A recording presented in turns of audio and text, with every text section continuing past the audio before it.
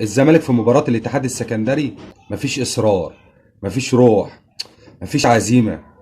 ما انتش بتحارب عشان انت تكسب، مش بتحارب عشان انت تجيب جول.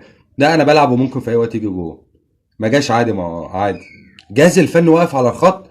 اللعيب اللي بيغلط قدامه حتى ما بيقولوش انت بتعمل غلط واحد اتنين تلاتة، يعني بيبقى قدامه اللعيب فيريرا بيبقى واقف. اللعيب بيبقى قدامه بيغلط وهو ولا هو هنا. ربنا كرمك باللعيبه الناشئين السنه اللي فاتت، جيت السنه دي مكانهم لعيبه تانية، سواء لسه جاي جديد سواء لعيب غيرت مركزه. هنتنينا نعيد ونزيد. فين سيد نيمار؟ يا عم عايز تريح دماغك؟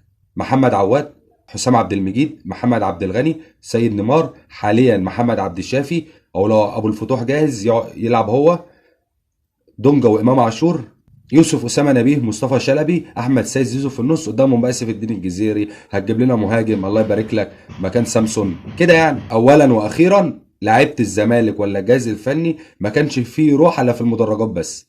لكن اللعيبه لا، اللعيبه حاسس ان هم في لا مبالاه كده، بيلعبوا من غير نفس.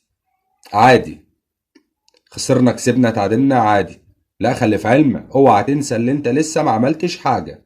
رساله لعيبه نادي الزمالك، انتوا لسه ما عملتوش حاجه.